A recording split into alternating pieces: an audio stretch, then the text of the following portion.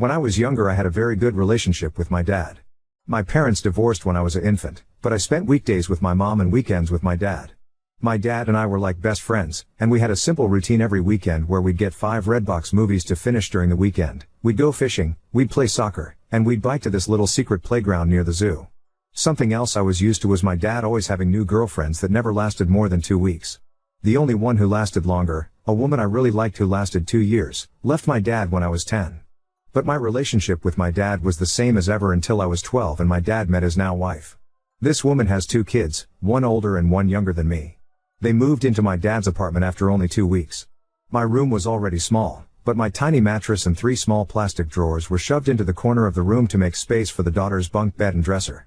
Before I knew it, they started putting my bed in a closet until I came to visit and often would forget to take it out at all. When my dad moved into a bigger house, the older sister got her own room while I had to share one with the younger sister every weekend. The 3 small drawers I had were soon just 1 drawer because the little sister wanted the other 2 for her toys. Slowly, I started visiting my dad less and less. Then everything went especially wrong when my dad got his girlfriend pregnant after 1 year. They got married and I didn't know that for a whole month because he didn't even tell me. I also didn't know my baby half-sister was born until weeks after she came home from the hospital. To make his new family happy, he started spoiling them and stopped paying child support for me and my mom. His wife is a jobless gold digger, who only cooks and cleans and shops. Her older daughter is having her college paid for by my dad, and the younger daughter is the definition of a 10-year-old Sephora kid. As for my half-sister, she is still a toddler but is clearly spoiled and hates the word no.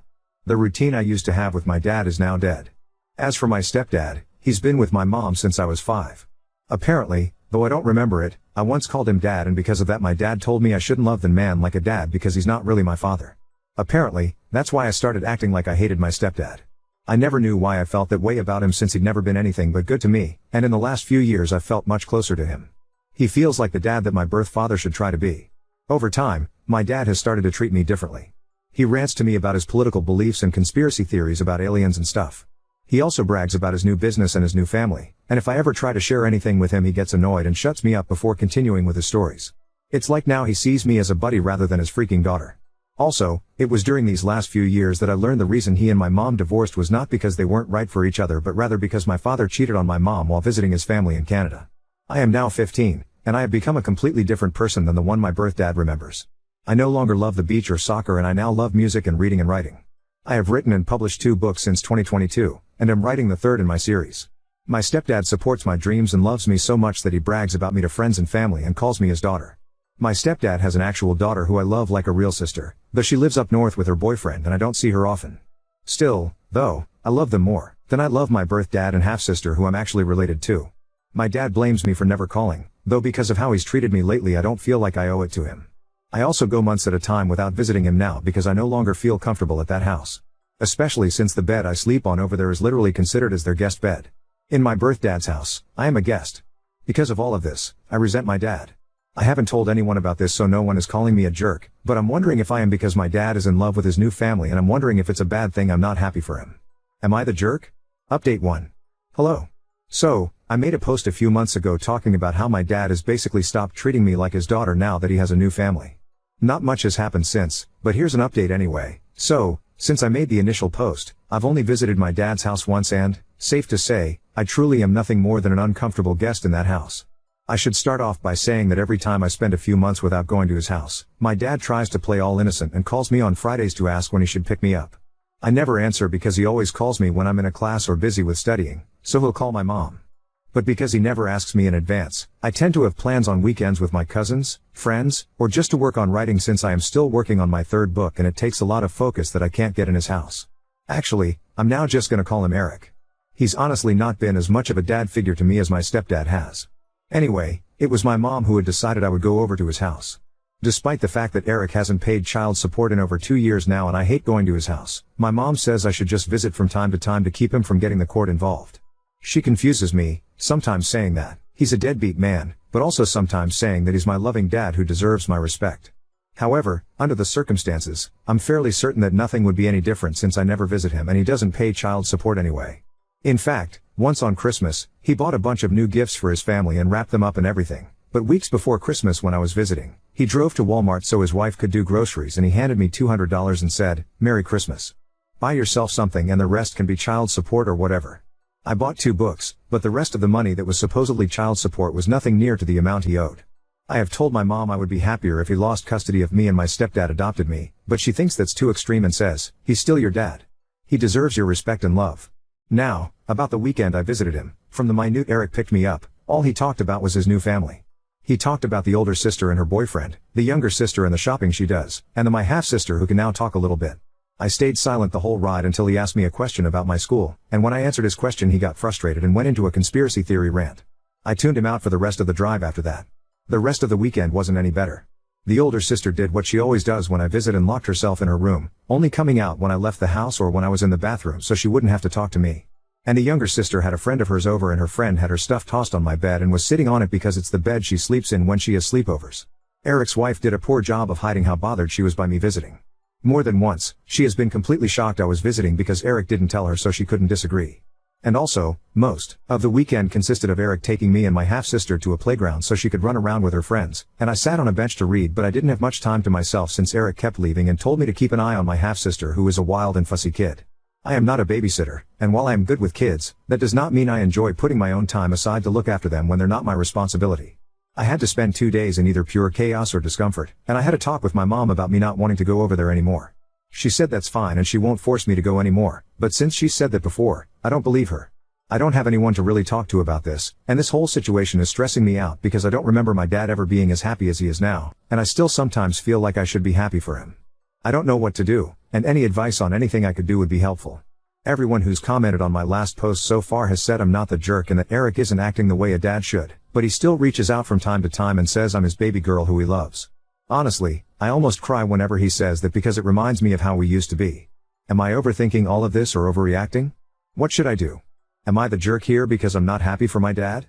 You should tell your mom the more she forces you to go to your dad's the more it's going to ruin your relationship with her as she's not listening to what you want and how you feel. You should also tell her you no longer trust what she says as she has told you before that she will no longer force you into going but she does it anyway. If you can't talk to your mom, have a one-on-one chat with your stepdad and see if he can help when it comes to your mom. Update 2. Hello, everyone. It's only been a couple of days since my last post. Since then, I have taken the advice most of you have given me and I talked to my mom about how I don't want to keep being forced by her to visit Eric, my sperm donor, as most of you referred to him as. Long story short, I'm not 100% sure she won't continue to send me over to Eric's house, but she did wind up sending him long texts, chewing him out for not treating me right and telling him to step up and pay his child support.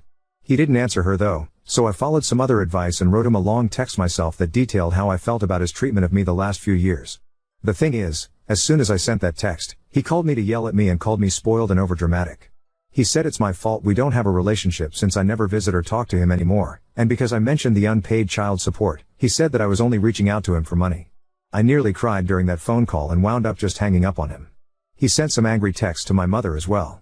But later that day, he left a voicemail on my phone saying, "Money is kind of tight for me right now. I'm completely broke. You know I love you, right?" The thing is that I know that's a lie because I'm always seeing my younger stepsister make TikTok videos showing off the Sephora and other expensive crap he buys her all the time. I think I'm done trying. And some of you suggested asking my stepdad for help. I wish I could, but when I asked my mom again if he could adopt me, she said something that absolutely crushed me. Apparently, my stepdad himself said he doesn't feel like he should adopt me. My stepdad is a very kind and sympathetic man, but he's also extremely unconfrontational and thinks it would be like a slap in the face to Eric if he adopted me. Also, because I noticed some confusion about this in the comments on my last update, the reason my parents divorced was because he cheated, but it wasn't with his current wife. My parents split up when I was still basically an infant, and Eric lived in Canada where he jumped from girlfriend to girlfriend there before he moved down here and continued to jump from girlfriend to girlfriend.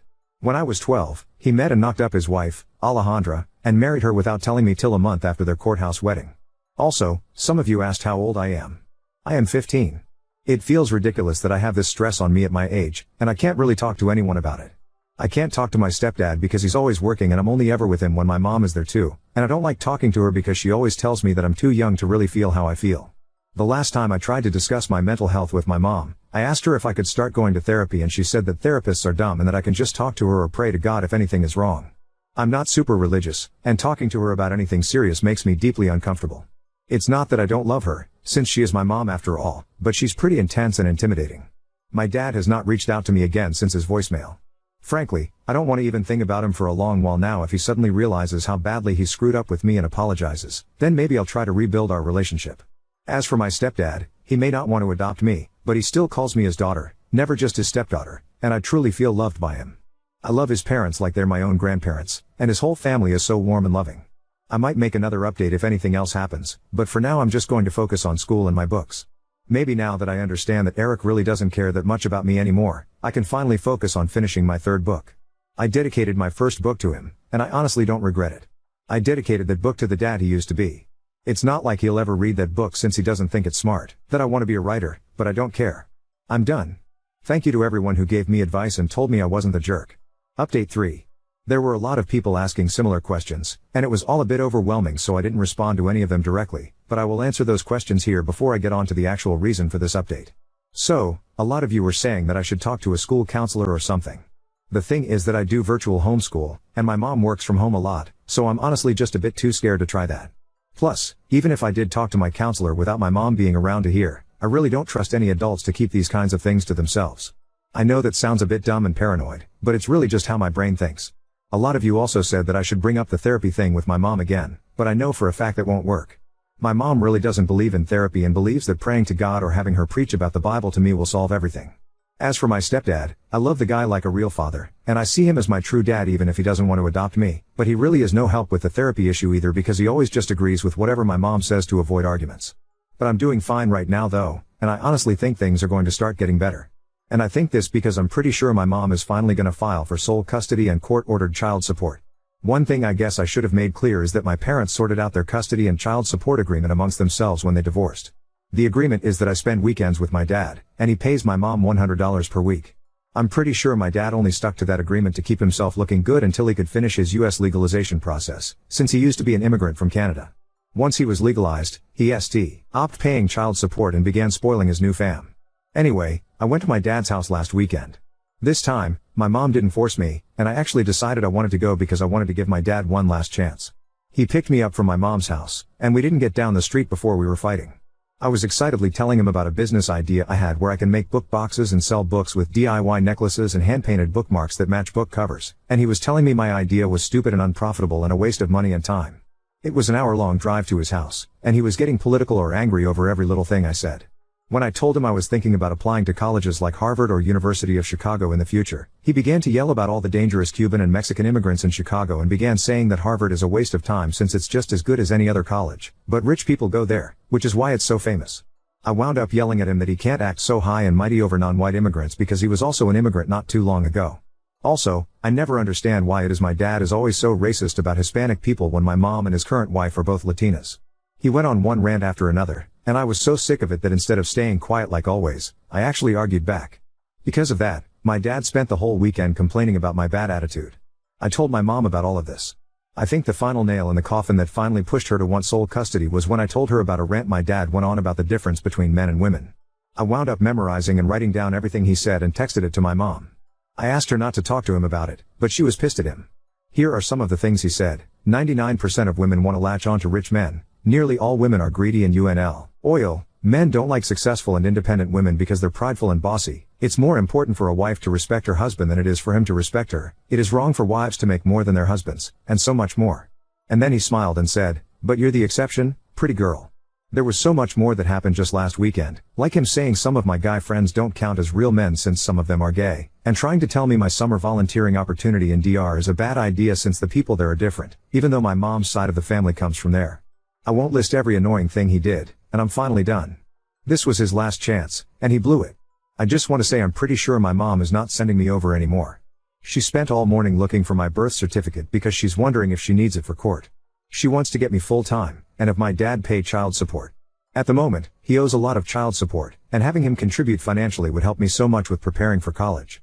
Also, I did not mention the names of my books in the other posts. I didn't share them because I didn't want a bunch of internet strangers seeing my social media tags at the back of the book, but I will share the titles with anyone who DMs me. I will probably make another update if anything else happens. Hopefully, my next update will be after we've gone to court. You are not the jerk. Divorces and parenting are complicated.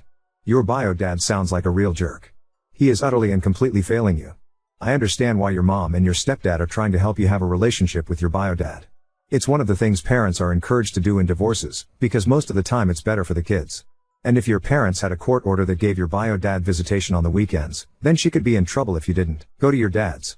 For your stepdad, he can't adopt you unless your bio dad's parental rights are terminated by a court. And if bio dad fights it, it would be a mess. SD's reluctance to pursue the kind of court battle while you are still legally a minor actually makes sense and, I would strongly bet, has nothing to do with his feelings for you. He shows his love for you and your place in his heart every day. You don't need him to adopt you for him to be your father. He already is. Please don't let his concerns about the legal mess trying to adopt you would be make you think he loves you any less. I'm glad your mom is going to go for both full custody and child support. Your bio asshole needs to be held accountable. I'm so sorry for you that you lost your bio dad. He may still be alive, but the father he was is dead. But you did nothing to cause it. He's just putting all his energy into the woman who, I'll say, meets his physical needs and leave it at that. It's an unfortunately common problem. Now on to second story. Coworker insists on blocking the doorway, so I confront him and report the issue to HR, even considering putting up warning flyers in the building. There's this guy, 50s, who works at a different company in the same business building as my company who blocks the doorway by leaning against one side and extending his arm out across it, if a woman happens to be arriving at a doorway at the same time as him. Never says anything. Just does this eye contact smile thing for maybe 3 seconds and then allows us to go through. Today it was finally my turn. I got to the main building door right after him, so instead of holding it open so it didn't close in my face like most people do, he just holds it open and stands there with a smug smile. It makes me nervous. I go, can please enter the building? I need to clock in and he does this whole wow, geez, fine, sorry before stepping aside, still holding the door open for me, so I said stop doing, gee that, we all hate it and just went in. As soon as I turned the corner from the lobby I half ran to the stairwell so I wouldn't have to share the elevator with him. I don't even know what firm he works for. According to my closest coworker, HR won't do anything because he's not an employee. Lil update. A male colleague helped us figure out which company he works for by following him up the elevator coming back from lunch. It's a law office on a higher floor. Another coworker took one of your suggestions and wrote an email to the building's management office. I went to my department manager and carefully asked if this sort of thing were to happen, would I report it to our own HR? And he said it should at least be on record, even if it's hard to prove, which made me give him the fry eyes, IYKYK. But I went back and typed up an email and sent it, CC'd him and BCC'd other women that I have specifically seen or heard them deal with him. If he thought I was being hypothetical, now he knows I wasn't. The colleague who followed him to the law office joked that we should hand draw flyers of him to warn people and put them in the elevators. Oop, this is a good idea. I don't know why this didn't occur to anyone. Maybe because it's not certain sure we have the right to do that? It's a law firm and I work in a call center. Should we do an email first? Or maybe a few of us just storm their office. Lol update 1. Yesterday was a long day for me. I came in early to 1, make up for lost time spent focusing on this BS, and 2, to avoid the Noid. Although someone ran into him in the afternoon and went straight to our manager and said he's still doing it, so as far as yesterday, not much has changed. It's only been a day. Who does he look like? I got this question more than once, so I asked around what celebrity did we think he most resembles, and we all agreed he looks like the jump to conclusions guy from the movie Office Space. It's fucking true.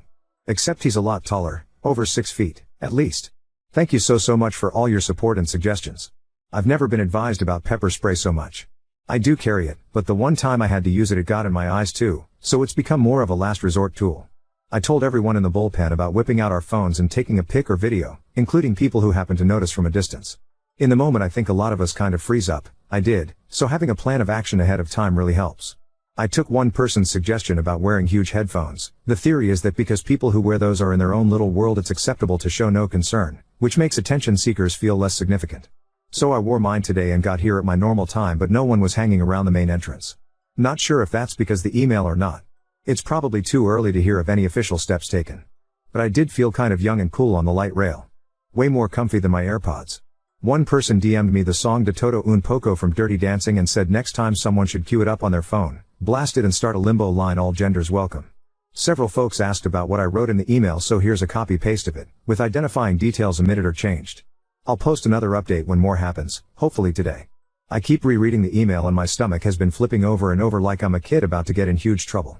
Blarg, I am writing on behalf of myself and several employees at a call center company, located on the 3rd floor of our shared building, to inform you about some workplace harassment we have been experiencing. For several weeks now, an employee at your firm has been intentionally intimidating women by interrupting their path of travel to and from our offices by blocking the doorway with his body in order to force an interaction. He will not move aside until some kind of verbal exchange has happened. He only does this with women, as far as we've observed and documented, which makes us inclined to call this sexual harassment. This behavior is of course unacceptable. This individual creates a very uncomfortable work environment, despite being in different organizations on different floors. He will often be the first interaction of the day, as he seems to linger around the main building lobby and entrance in the mornings. He will also do this with the elevator doors by stalling them from closing or blocking access to the button panel. This has been setting a tone that interferes with having a secure working experience. Many of us have made multiple attempts to address the issue with this person directly, including myself, who told him firmly that we do not like it when he does this. We are requesting that your firm take immediate action to investigate and address this issue. This has already been discussed with our department manager and HR department, and they're looking forward to hearing from yours. I have CC'd them on this email, as well as the Blah Blah Plaza building manager. It is fair to assume that with 6 different organizations sharing the same building, our employees are not the only ones experiencing this. Please inform us when call center company can expect to see the results of your investigation and what measures will be taken to ensure that this type of behavior does not happen again in the future. We hope that this issue can be resolved quickly, and that appropriate actions will be taken to ensure that all employees working in Blah Blah Plaza feel safe and respected as we all make our way to and from our offices.